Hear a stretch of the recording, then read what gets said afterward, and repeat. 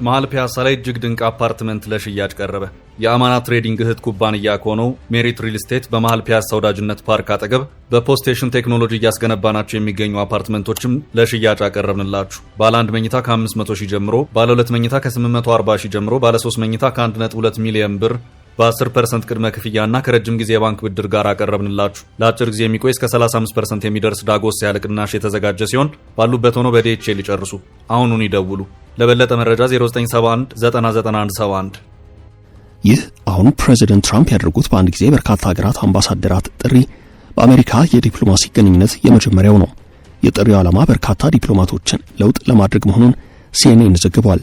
አምባሳደሮችና ከፍተኛ ዲፕሎማቶች የቆይታ ጊዜያቸውን ሲያጠናቅቁ ወይንም በተለያዩ የፖለቲካ ውሳኔዎች በመደባቸው ሀገር ሊጠሩ ብሎም ሊነሱ ይችላሉ።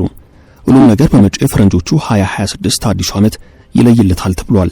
የሲኤንኤን ዘገባ እንዳመላከተው ከሆነ ትራምፕ በዚህ አቅጣጫ አንዳች አይነት ስህተትን የሚፈጽሙ ከሆነ የአሜሪካ ተቀናቃይ ለሆነችው ቻይና ታላቅ የዲፕሎማሲ ድል የሚያቀዳጅ ነው። ቀደም ሲል እንደተመለከትነው በአስቸኳይ ዋሽንግተን ተገኙ ያሏቸው አምባሳደሮችና ከፍተኛ ዲፕሎማቶች በቀድሞ ፕሬዚደንት ጆ ባይደን የስልጣን ዘመን የተሾሙ ናቸው። የትራምፕ አስተዳደር የአምባሳደሮችንና ዲፕሎማቶችን በአፋጣኝ መጥራት ተከትሎ ጉዳዩን በቅርበት እየተከታተለ ያለው አሜሪካን ፎሬን ሰርቪስ አሶሲዬሽን ተብሎ የሚጠራው ማህበር ዲፕሎማቶቹ የሚሰናብቱ ከሆነ ለአሜሪካ ከባድ የሆነ የዲፕሎማሲ ዘርፍ ኪሳራ ነው ብሎታል። አምባሳደሮቹና ዲፕሎማቶቹ የተጠሩት ከአውሮፓ፣ ከአፍሪካ እንዲሁም ከእስያ ሀገራት ነው። የአፍሪካ ሲታይ ከቡሩንዲ፣ ሶማሊያ፣ ኬፕ ቨርድ፣ ጋቦን፣ አይቮሪ ኮስት፣ ማዳጋስካር፣ ሞሪሺየስ፣ ኒጀር፣ ናይጄሪያ፣ ሩዋንዳና ዩጋንዳ ከአፍሪካ ምድር በትራምፕ አስተዳደር የተጠሩ አምባሳደሮች መሆናቸውን ዘ ጋርዲያን ዘግቧል። የትራምፕ አስተዳደር ፈጽሞ ያልተጠበቀ አዲስ ውሳኔ ይፋ አድርጓል። ይህ ውሳኔ ያለምንም ማብራሪያ በተለያዩ የዓለም ሀገራት የሚገኙ ወደ 30 የሚጠጉ አምባሳደሮችና ከፍተኛ ዲፕሎማቶችን ይመለከታል። ኢትዮጵያና አሜሪካ ከ100 ዓመታት በላይ የዘለቀ ዲፕሎማሲያዊ ግንኙነት ያላቸው ሲሆን ይህ ውሳኔ እንደ ግብጽና ናይጄሪያ ያሉ ሀገራትን ሲመለከት በኢትዮጵያ ዙሪያ ግን አዲስ ነገር የለም። የትራምፕ አስተዳደር ለተጠሩት አምባሳደሮች ቀጭኑን ትዕዛዝ ያስተላልፈው በተለመደው የዲፕሎማሲ ግንኙነት መስመር ሳይሆን በአጭር የስልክ ትዕዛዝ ነው። ለአሜሪካ መንግስት ውሳኔ ቅርብ የሆኑ ምንጮች ለሮይተርስ የዜና ወኪል እንደተናገሩት ወደ 30 የሚጠጉት ከፍተኛ ዲፕሎማቶች የዓለምን ማብራሪያ የተመደቡባቸውን ሀገራት ለቀው ወደ ዋሽንግተን እንዲመለሱ ተነግሯቸዋል።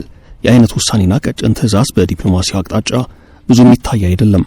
አሁን ዘግየት ብለው እየወጡ ያሉ መረጃዎች እንዲያሳዩት እንዳለው ከሆነ ወደ ዋሽንግተን የተጠሩት የተለያዩ ሀገራት የአሜሪካ አምባሳደሮች በኃላፊነት የመቆየት ዕድላቸው በእጅጉ የጠበበ ነው። አሁን ትራምፕ የራሴን ዓላማና ፖሊሲ ያስፈጽምልኛል ያሏቸውን ዲፕሎማቶች ለመሾም እንቅስቃሴ ላይ ይገኛሉ። ይህ የለውጡ ሂደት የሚያጠነጥነውም ቅድሚያ ለአሜሪካ ከሚለው የራሳቸው የትራምፕ የፖሊሲ መርህ ነው።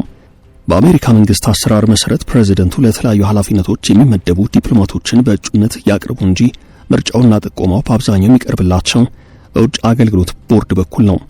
በዚህ ሂደት ተመርጠው በፕሬዚደንቱ ይሁንታ ያገኙ ዲፕሎማቶች በሀገሪቱ ምክር ቤት ወይንም ሴኔት ምክርና ስምምነት መሰረት እንዲጸድቅ ይሆናል። በዚህ ሂደት የፕሬዚደንቱ እጩዎች ውድቅ የመደረግ አጋጣሚ እምብዛም የተለመደ አይደለም።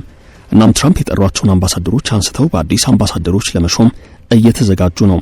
ከ15 የአፍሪካ ሀገራት ከአምባሳደርነትና ጉዳይ አስፈጻሚነት የተጠሩት አምባሳደሮችና ጉዳይ አስፈጻሚዎች በቀድሞ የአሜሪካው ፕሬዚደንት ጆ ባይደን አስተዳደር የተሾሙ ናቸው። አምባሳደሮች በአፋጣኝ ከተጠሩባቸው ሀገራት መካከል ዩጋንዳ፣ ግብጽ፣ ሩዋንዳ፣ ናይጄሪያ፣ አልጄሪያ፣ ካሜሩንና ሴኔጋል ይገኙበታል። በአፍሪካ ህብረት የአሜሪካ ቋሚ መልእክተኛ ስቴፋኒ ሶልቪያንም ከተነሱት መካከል አንደኛው ናቸው። በቀድሞ ፕሬዚደንት ጆ ባይደን የተሾሙት በኢትዮጵያ አሜሪካ አምባሳደር ኤርቪን ማሲንጋ እስካሁን ባለው ሁናቴ በዝርዝር ውስጥ አልተካተቱም። በተጨማሪም ፕሬዚደንት ትራምፕ የባለፈው ዓመቱን ምርጫ ታይቶ የማይታወቅ ልክ በሰፊ ልዩነት አሸንፊያለሁ ማለታቸውም ቢሆን አደናጋሪ ነው ብሎታል የወሬ ምንጩ።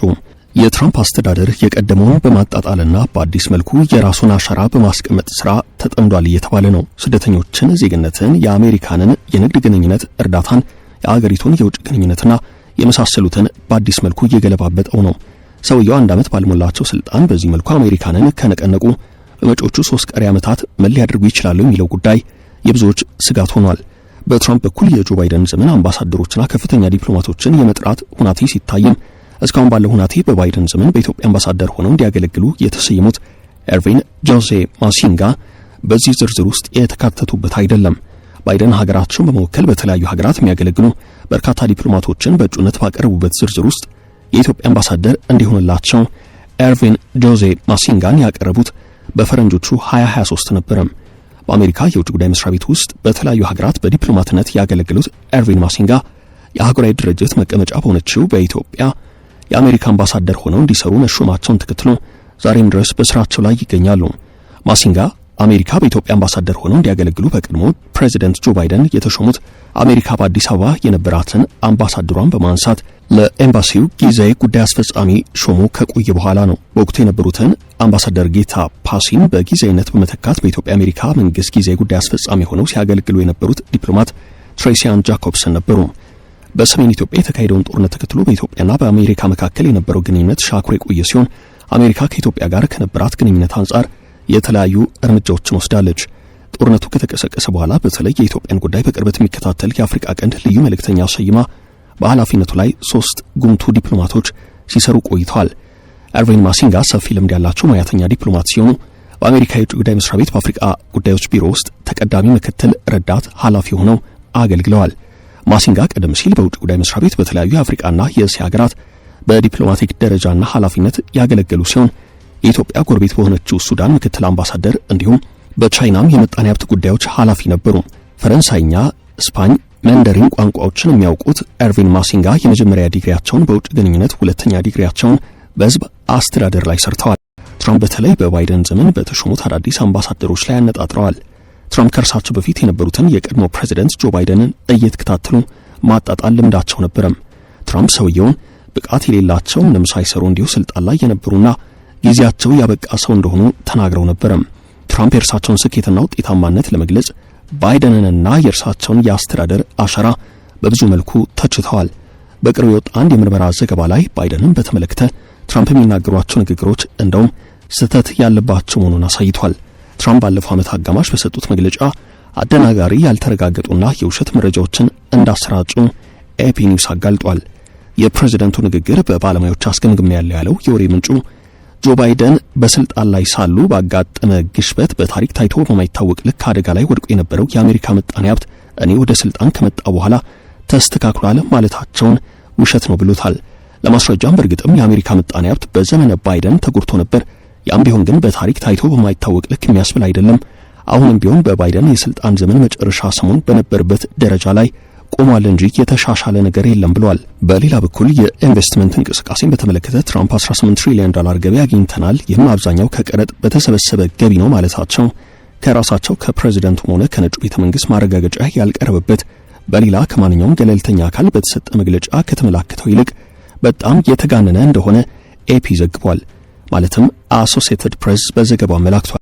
ለአፍሪካ ቀንድ ጉዳዮች ከፍተኛ ትኩረት የምትሰጠው አሜሪካ ለ2 ዓመታት የዘለቀውን የሰሜን ኢትዮጵያን ጦርነት ለማብቃት በተደረገው ጥረት ውስጥ በልዩ መልእክተኛዋ ማይክ ሐመር አማካይነት ቁልፍ ሚና ተጫውታለች።